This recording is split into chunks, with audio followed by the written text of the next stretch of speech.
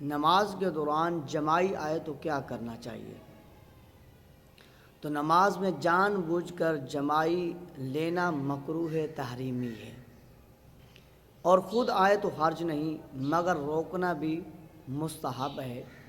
اور اگر روکنے سے نہ رکے تو ہونٹ کو دانتوں میں دبانے، اور اس پر بھی نہ رکے تو دانا سیدھا ہاتھ یا بایاں یعنی الٹا ہاتھ منہ پر رکھ دیا جائے، یا آستین سے منہ چھپا لیا جائے۔ قیام میں دائیں ہاتھ سے اور دوسرے موقع پر بائیں ہاتھ سے منہ ڈھانکنا چاہیے۔ یعنی کہ اگر آپ قیام میں کھڑے ہیں تو جمائی آئی ہے تو پہلا نمبر آپ اسے روکنے کی کوشش کریں، ایسے کر لیں، نہیں ہوا اس کے بعد دایاں ہاتھ آپ کا اوپر ہے، اس سے جو ہے بند کر لیں منہ، ایسے نہیں تو ایسے کر لیے تب بھی ٹھیک ہے، ایسے کر لیا ٹھیک ہے۔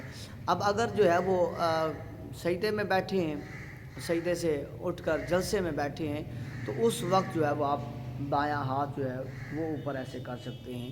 تو بقایا نماز کے بعد یا نماز کے علاوہ جب بھی جمائی آئے تو بائیں ہاتھ کی ہی پچھلے والا حصہ اپنے منہ کی طرف کریں۔ اللہ تبارک و تعالی ہمیں عمل کی توفیق عطا فرمائے۔